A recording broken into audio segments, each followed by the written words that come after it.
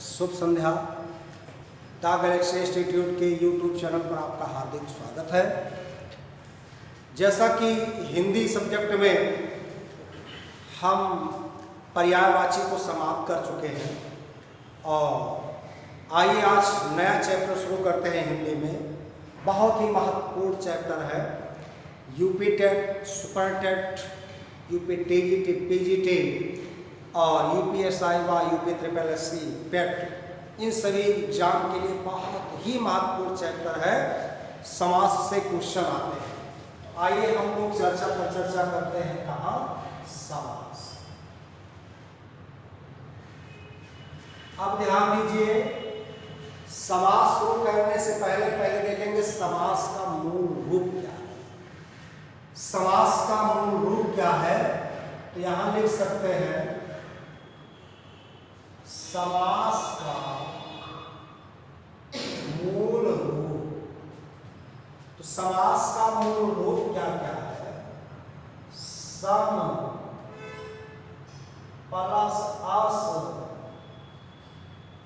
Plus घन। जब इतना जुड़ता है तब जा करके बनता है समास। ध्यान दीजिए, सम वास्तव में एक उपसर्ग है, अस एक धातु है, घ एक प्रत्यय है। अगर कभी आ गया समास में कौन उपसर्ग है, सम उपसर्ग, समास में कौन धातु है, तो संस्कृत की अस धातु है, अस माने व्यवस्थित करना, बैठना, ये सब होता है, और घ एक प्रत्यय है। किस तरह से आपका ये हो गया समास। कभी कभी यहां से भी क्वेश्चन आ जाता है कि समास का मूल रूप क्या है। मूल का तात्पर्य जहां से जड़ निकली है, तो सम रहा, अस रहा और घई, घई एक प्रत्यय जिसका हर्ष आज होता है। आइए चर्चा करते हैं। ये तो समास का मूल रूप हो गया, और देखिए क्या बातें छिपी है। समास का शाब्दिक अर्थ, इसका अगर शाब्दिक अर्थ पूछा जाएगा तो हो जाएगा संक्षेप। क्या होगा मित्रों? इसका शाब्दिक अर्थ संक्षेप होगा। और आगे बढ़ते हैं।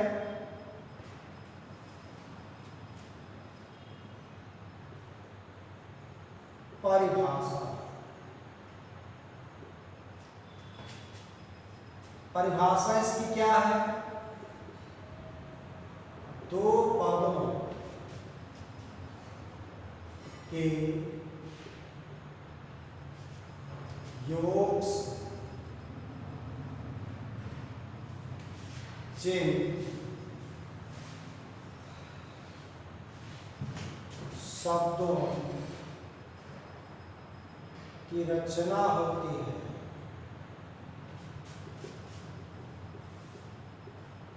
उसे समास। तो हिंदी में समास से संबंधित दो पदों के योग से जिन शब्दों की रचना होती है उसे समास कहते हैं। अथवा एक बात और हो सकती है, अगली परिभाषा, दो या दो से अधिक पदों को संक्षिप्त करने की विधि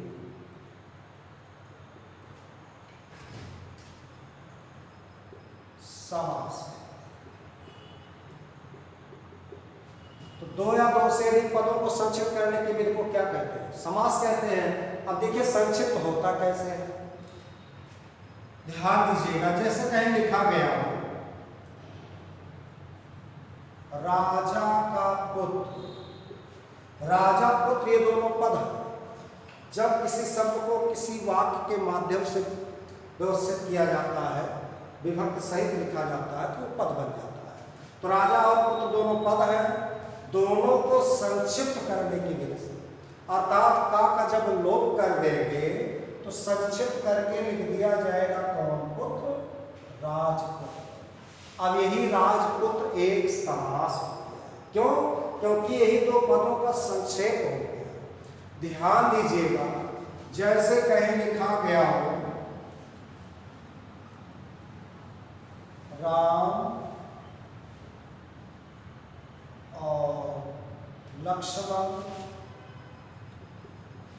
और भरत, इसमें 3 पद हो गए, ये आपका योजक शब्द हो गया। इसको जब संक्षिप्त करेंगे तो राम लक्ष्मण भरत, अब यह आपका समास हो गया। क्यों? क्योंकि ये अब आपका संक्षेप हो गया। इस तरह से ये रहा राजा का पुत्र, ये अलग हुआ, इसको समास विग्रह बोला जाता है। समास विग्रह होने पर योजक शब्द को लिखा जाता है या तो कारक चिन्हों को भी लिखा जाता है। इस तरह से राजा का पुत्र, राम और लक्ष्मण और भरत, ये आपके समास विग्रह हो गए और ये हो गया आपका समास। तो जो समास होता है उसे समस्त पद कहते हैं और जो पदों को अलगाव रूप में लिखा जाता है वो समास विग्रह हो जाता है। तो इस तरह से मित्रों समास का मूल रूप सम प्लस अस प्लस है प्रत्यय से बना समास। समास का शाब्दिक अर्थ क्या होता है? संक्षेप होता है। ध्यान दीजिएगा, परिभाषा 2 पदों के योग से जिन शब्दों की रचना होती है उसे समास कहते हैं, अथवा 2 या 2 से अधिक पदों को संक्षिप्त करने की विधि को क्या कहते हैं? समास कहते हैं। ये समास से संबंधित कुछ तथ्य हो गए। अब आप समास की परिभाषा के अलावा अगर कुछ क्वेश्चन बना के पूछे जाएंगे तो आइए उनकी थोड़ी चर्चा कर लेते हैं। उनकी कैसे चर्चा इसमें हो सकती है, आइए चर्चा पर चर्चा करें।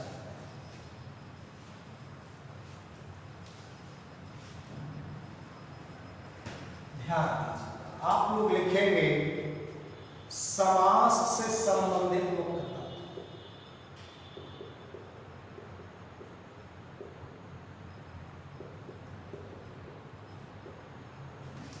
अब ये तथ्य एग्जाम में पूछे जाते हैं। तथ्य क्या है? समास का विलोम होगा।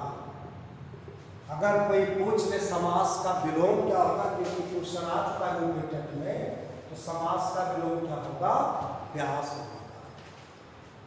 फिर ध्यान दीजिएगा, अगर पूछ ले संधि में 2 वर्णों का मेल होता है, ये तो संधि में 2 वर्णों का मेल होता है, जबकि समास में 2 पदों का मेल होता है। अर्थात संधि में तो 2 वर्ण मिलते हैं, लेकिन समास में 2 पद मिलते हैं। अगला पॉइंट,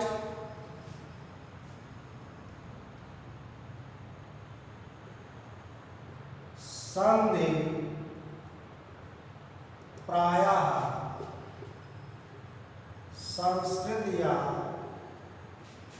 तत्सम शब्दों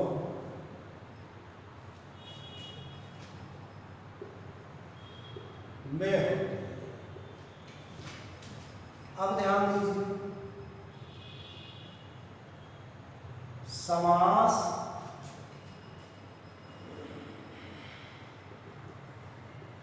संस्कृत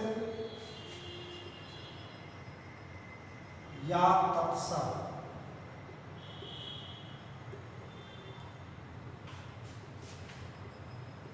शब्द के अलावा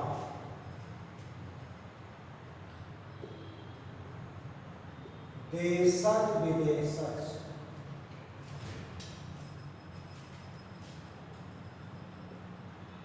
शब्दों के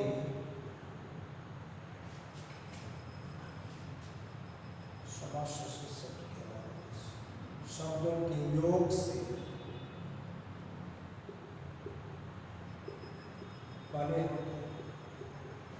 समास संस्कृत या तत्सम शब्दों के अलावा देश विदेशी शब्दों के योग से बने होते हैं। जबकि संधि में क्या होता है? संधि में प्रायः संस्कृत या तत्सम शब्द में ही होती है। ये पॉइंट आपके थोड़े बहुत महत्वपूर्ण तथ्य रखे गए हैं। और देखिए,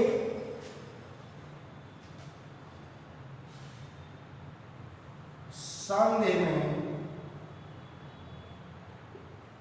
वर्णों को अलग रूप से लिखने की विधि, कहने का मकसद ये है, संधि में वर्णों अलग करने की विधि विच्छेद कहते हैं। जबकि समास के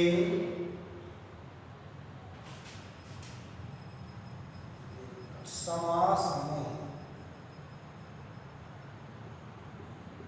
दो पदों को अलग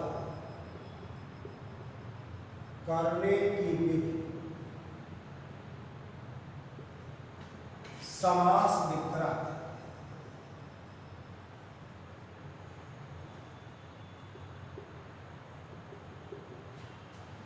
ये पॉइंट आपके कुछ मुख्य तथ्य से रहे कि संधि और समास में सूक्ष्म अंतर क्या हो सकता है, और कुछ महत्वपूर्ण तथ्य है। समास का विलोम क्या होगा? अभ्यास होगा। संधि में दो वर्णों का मेल होता है, जबकि समास में दो पदों का मेल होता है।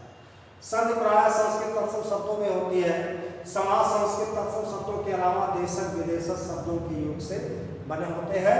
संधि में वर्णों को अलग करने की विधि को विच्छेद कहते हैं, और जबकि समास में दो पदों को अलग करने की विधि को क्या कहते हैं?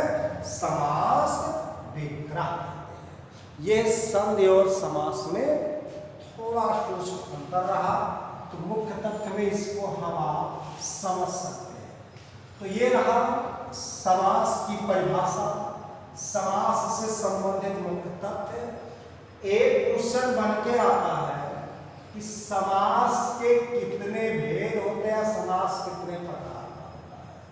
यहां से भी क्वेश्चन आता है, और जानकारी आपको होनी चाहिए कि समास कितने प्रकार का होता है, यानी समास के कितने भेद होते हैं। आवश्यक रहेगा कि आप समझ जाए। तो आइए इसकी चर्चा पर चर्चा कर लेते हैं हम आप। तो समास के प्रकार, ये भी बड़ा कंफ्यूजन क्वेश्चन करता है। ध्यान दीजिएगा, समास जब भी आए तो आप कहोगे निम्नलिखित समास, निम्नलिखित 6 प्रकार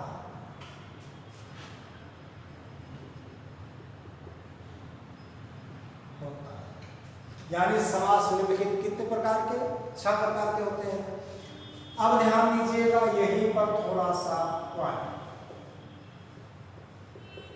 पदों की प्रधानता या अप्रधानता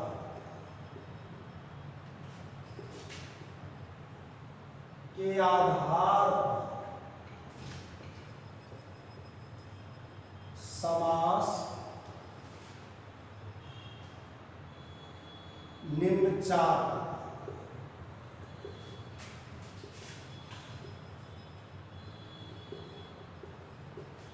ध्यान दीजिए, क्वेश्चन 2 टाइप से पूछे जा सकते हैं। पदों की प्रधानता के आधार पर समास के कितने भेद? तो 4 कहोगे। और समास कितने या निम्नलिखित कितने? तो समास कितने होते हैं? 6। यानी अगर आपको एक आंसर लेना हो समास कै प्रकार का? 6 प्रकार का। लेकिन पदों की प्रधानता के आधार पर कै प्रकार का? 4 प्रकार का। तो आइए इनकी थोड़ी चर्चा कर लेते हैं, इनका थोड़ा वर्गीकरण कर लेते हैं 6 का। चार मित्र लोग कौन रहेंगे, इनकी भी बात हो जाएगी।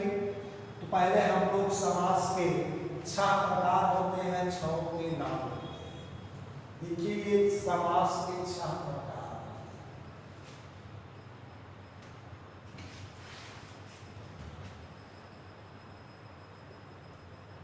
अविभाव समास,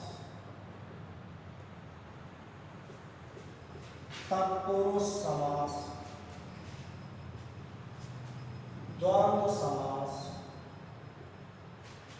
और बहुब्रीहि समास।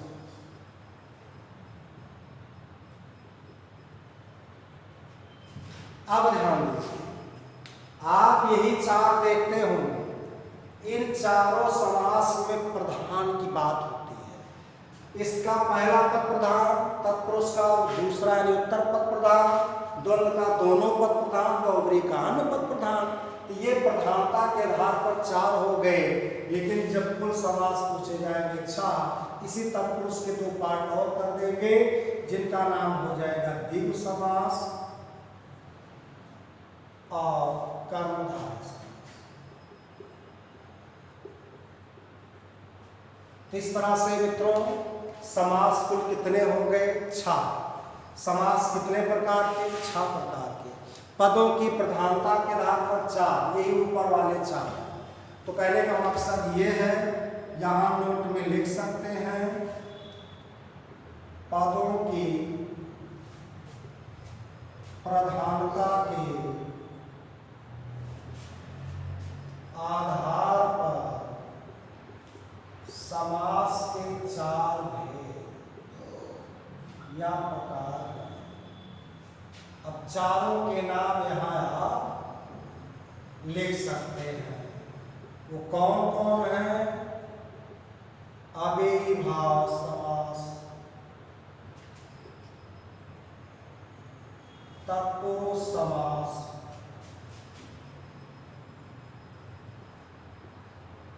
द्वंद्व समास,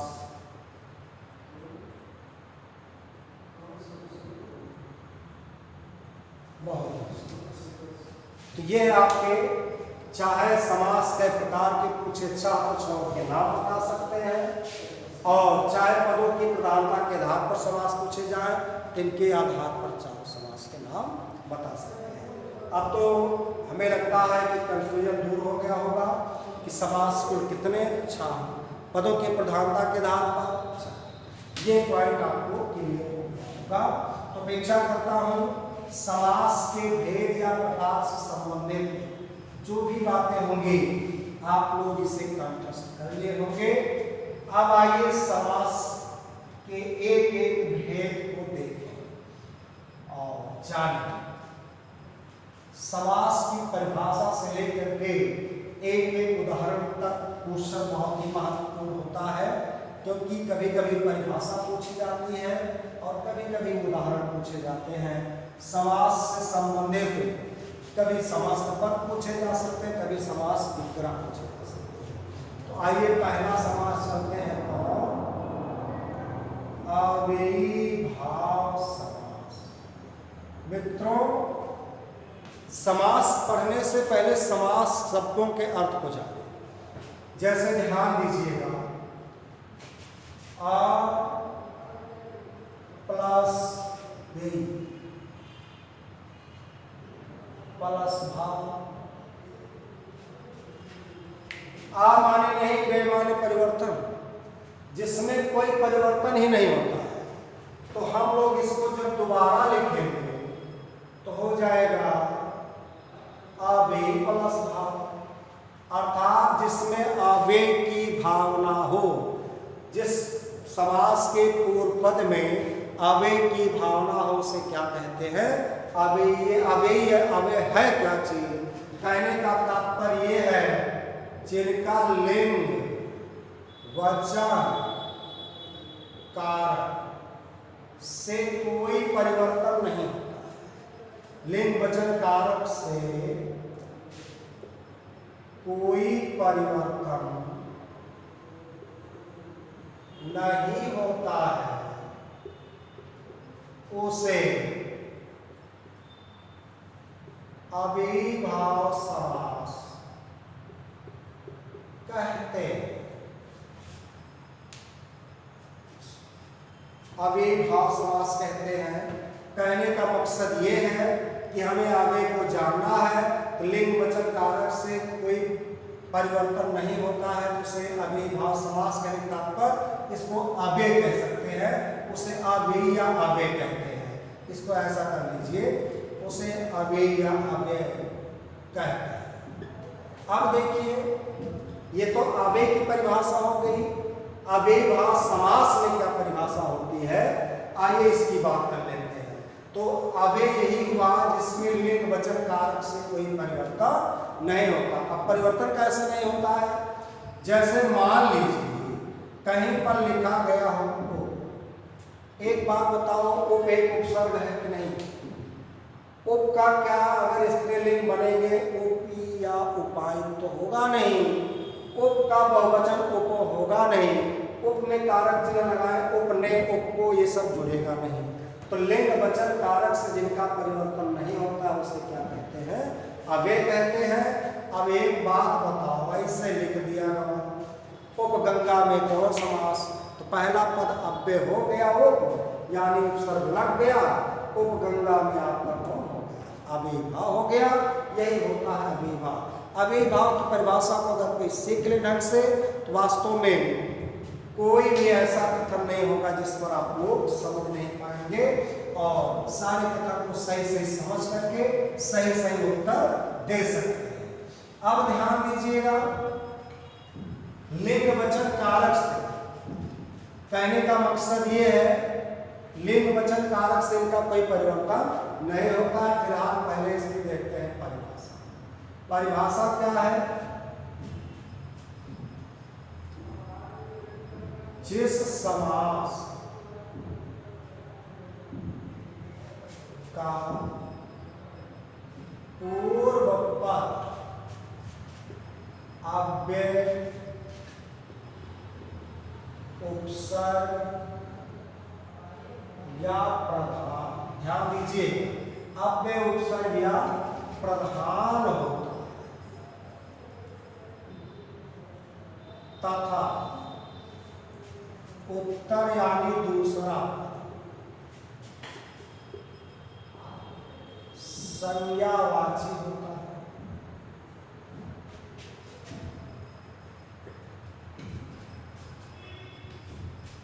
और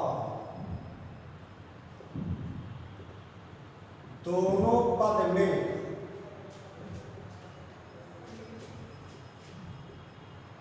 क्रिया विशेषण शब्द का बोध कराते हैं,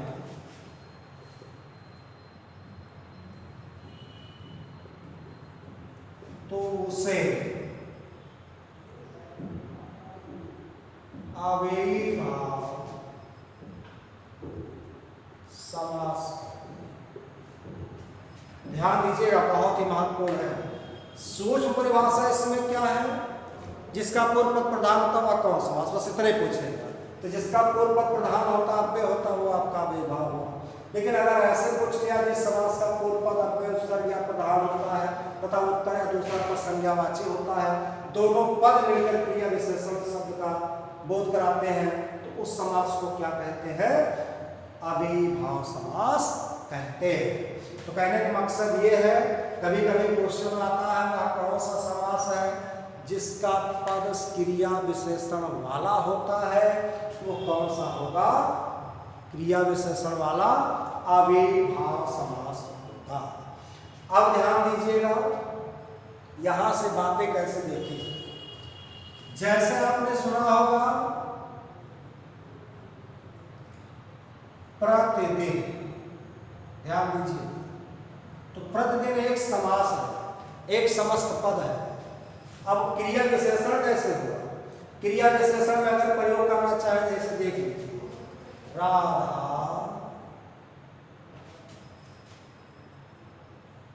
प्रतिदिन पढ़ती है। ध्यान दीजिएगा, मोहन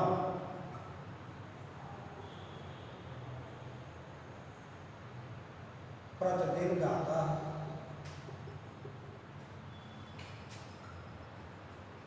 वैसा प्रतिदिन स्नान करते हैं। देखिए क्रिया की विशेषता, क्रिया विशेषण हुआ, क्या पढ़ती है या कैसे पढ़ती है, कब पढ़ती है, प्रत्येक दिन, कैसे गाता है, कब गाता है, प्रतिदिन, कब स्नान करता है, प्रतिदिन।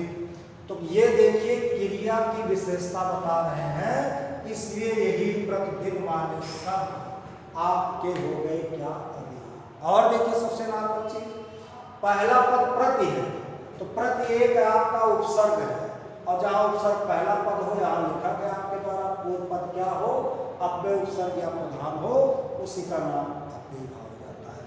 अब ध्यान दीजिएगा, मैंने पूर्व में बताया था अव्यय का मतलब होता है जिस पर लिंग वचन का कोई प्रभाव, कोई परिवर्तन ना।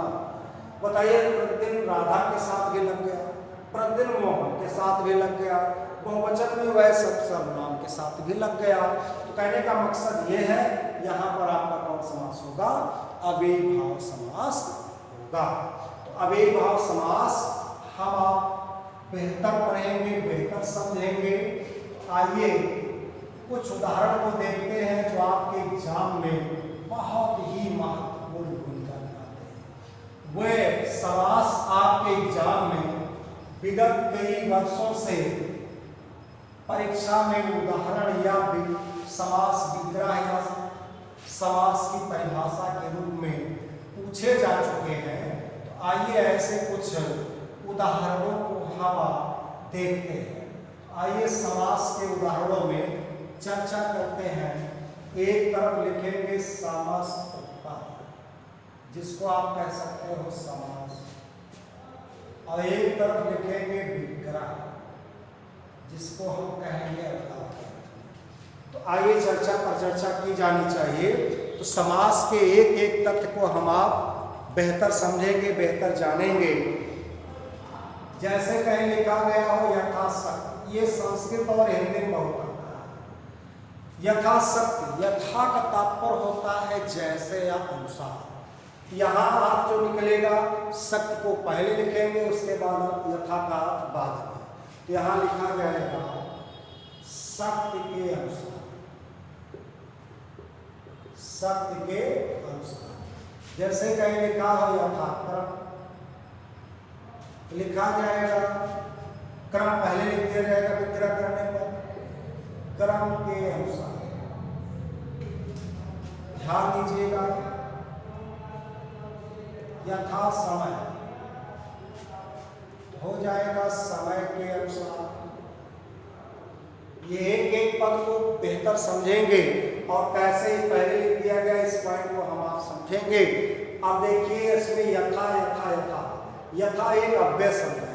यथा का स्त्रीलिंग कभी यथी नहीं होता है, इसलिए जब जिसका परिवर्तन ही नहीं होता वही अव्यय होता है। तो अव्यय से संबंधित हम बात समझ सकते हैं। तो यथा संभव,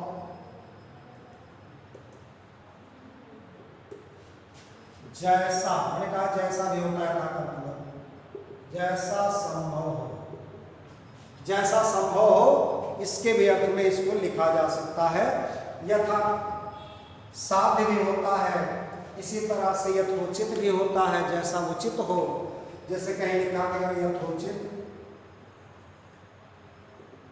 यहां हो जाएगा जैसा उचित। तो जैसा उचित हो वो भी क्या होगा, यथोचित ही होगा। आइए अगला पॉइंट करते हैं। तो यथा से संबंधित जो भी बात होगी उसे आप समझ गए होंगे। अब देखिए उपमाने पास होता है। तो जैसे कहीं लिखा गया हो गंगा, तो मैंने कहा जो संज्ञा है बाद वाला पद उसको पहले लिखेंगे, उसके बाद लिखेंगे गंगा के उपमाने समीप। यहाँ देखिए जैसे कहीं लिखा गया हो उपग्राम, तो हो जाएगा ग्राम के समीप। जैसे कहीं लिखा गया हो उपकूल, ये क्वेश्चन बहुत बार एग्जाम में आया हुआ है। कुछ लोग कूल माने ठंडा समझते हैं, लेकिन गलत है, कूल माने तट होता है। तो हो जाएगा कूल यानी तट के समय। इस तरह से उप वाले शब्द भी आपके अगर कहीं दिख गए उपसर्ग के रूप में, वहां का तात्पर्य कौन समास होगा? अव्ययीभाव समास ही होगा। तो आइए यथाशक्ति, यथाक्रम, यथा समय, यथा संभव, यथोचित, उपगंगा, उपग्राम, उपकूल, ये सारे शब्द आपके अव्यय और उपसर्ग मिला करके हैं। आइए और भी चर्चा करते हैं। तो उप वाली बात आप समझ गए होंगे। अब जैसे कहीं लिखा गया हो उपसर्ग के रूप में लिख करके, जैसे लिखा गया हो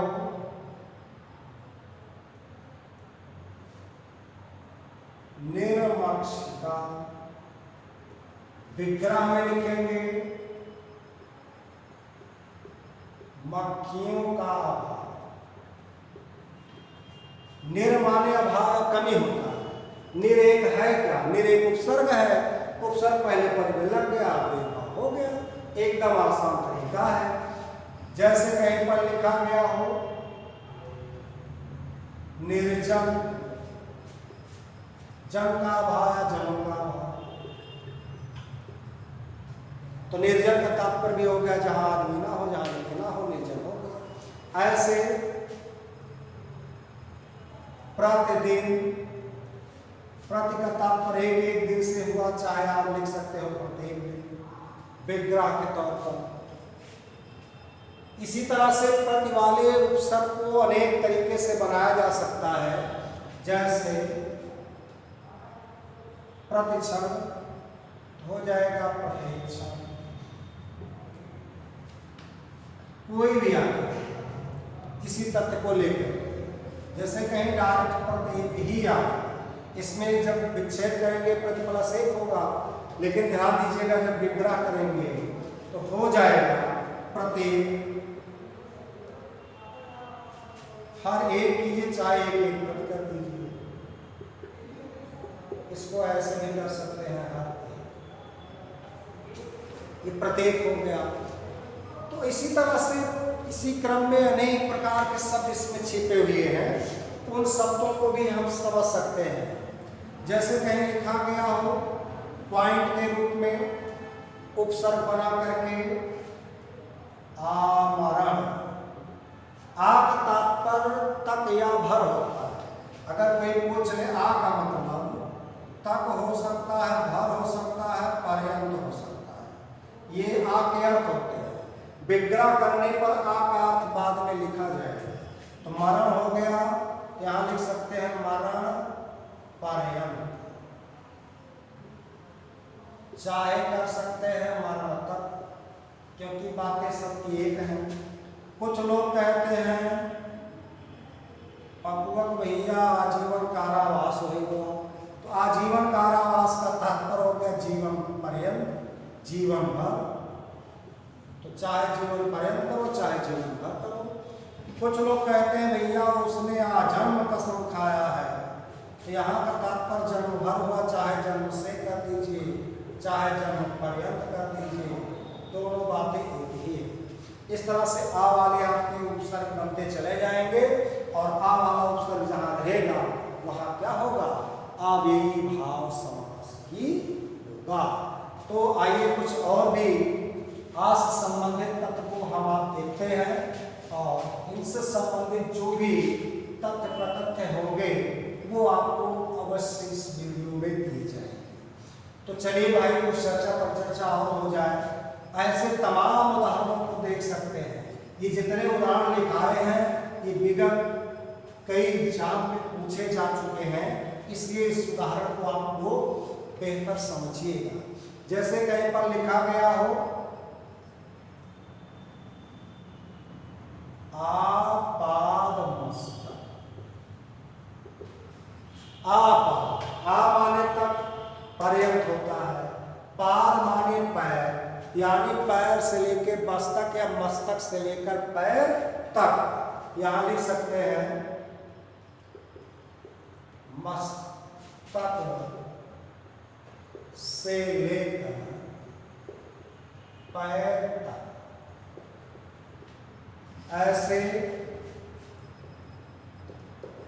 आसेत हिमालय। इसका पहला पद क्या है? आ है, आए उपसर्ग हो गया। तो कहने का तात्पर्य इसमें क्या हुआ? सेतु बम रामेश्वर से लेकर हिमालय तक। इसी तरह से दुनिया के कोई भी आमूल चूल, आ का मतलब तक होता है, मूल का मतलब होता है जड़ से, चूल का मतलब चोटी से। तो कहने का तात्पर्य जड़ से चोटी तक। तो ये आ वाले उपसर्ग से संबंधित कुछ महत्वपूर्ण तथ्य हो जा रहे हैं। यहां से भी हम आप क्वेश्चन किए जा सकते हैं। कहने का तात्पर्य जितने भी उपसर्ग युक्त पूर्व पद में होंगे वहां कौन समास होगा? अव्ययीभाव समास होगा। जैसे ध्यान दीजिएगा,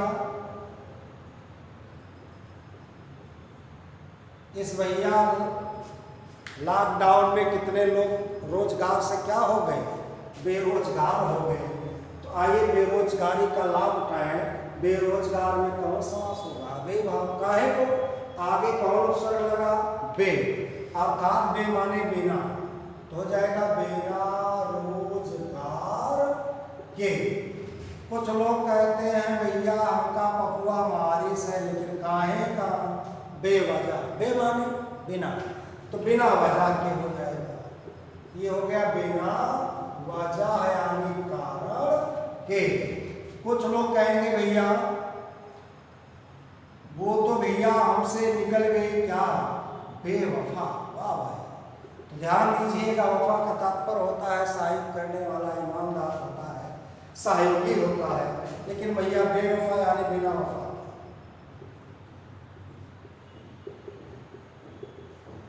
ध्यान दीजिएगा, इस तरह से बेरोजगार, बेवजह, बेवफा। ध्यान दीजिएगा, जैसे कहीं लिखा हो कि भैया हो हम तो एकदम निधड़क बैठे थे, अचानक पीछे से पुलिस आ गई, भागना पड़ा लॉकडाउन में। तो निधड़क, धड़क के पहले कौन उपसर्ग लगा? नी। तो जब नी उपसर्ग लग गया तो समास कौन भवा? अव्ययीभाव। तो हो जाएगा मित्रों बिना धड़क के। तो बिना धड़क के। तो इसी तरह से कहीं आ जाए निगोड़ी, कि भैया निगोड़ी का चाहिए। गोड़ी माने पैर, बिना गोड़ के बिना पैर के। तो हो जाएगा बिना गोड़ था पैर के। तो ऐसे तथ्य जहां मिले बिना या बे वाले, तो यहां भी आपका हो जाएगा अव्ययीभाव समास।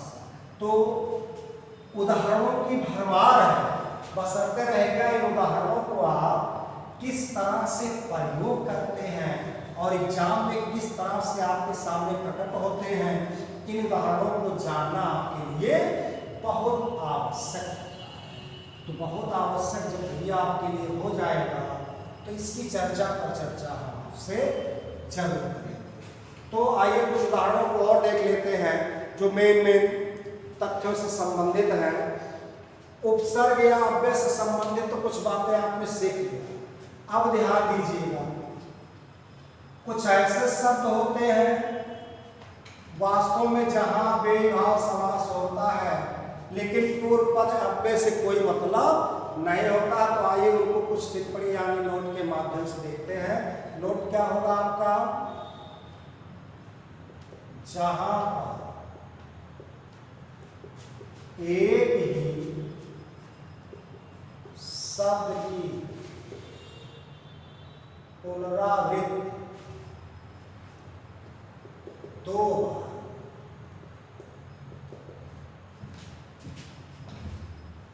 तो वहां पर भी अव्ययीभाव समास होगा। अब देखो भैया, शब्द की पुनरावृत्ति का मतलब एक ही शब्द क्रम से दो बार।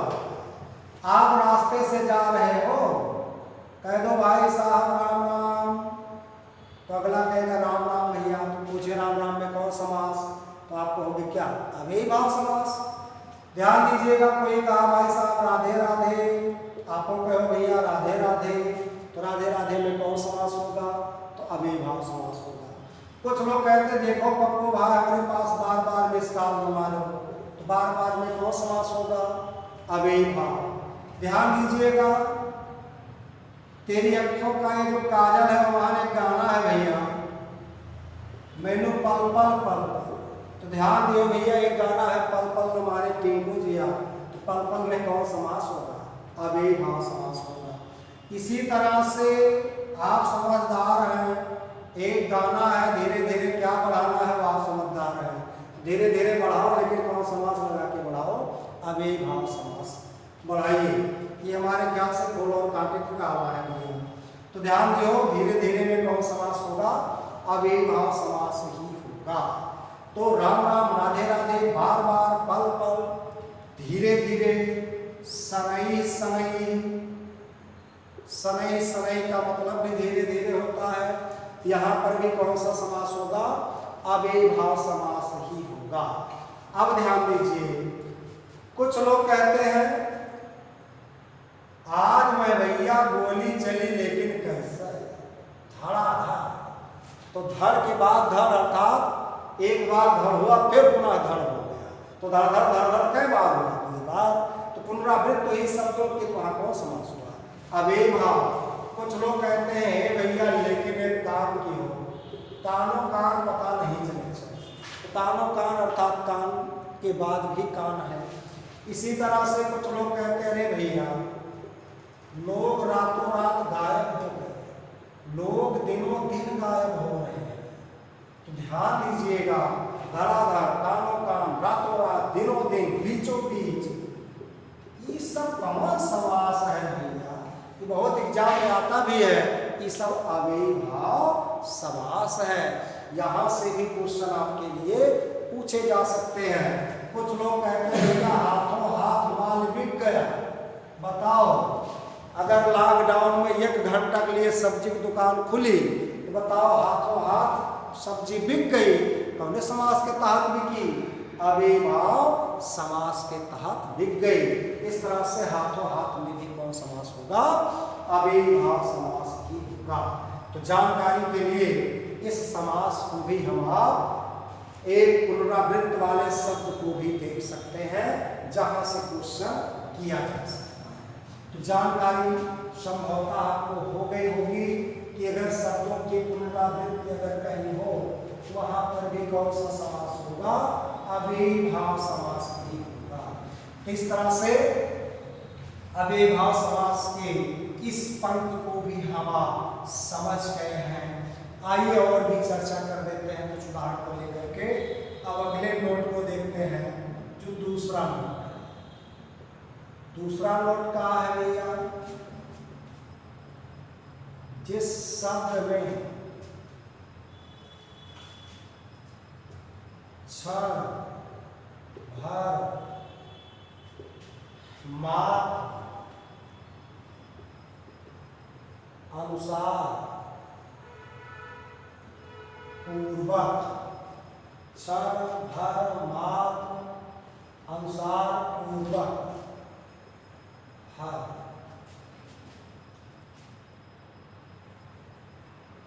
शब्द का प्रयोग होता है, वहां पर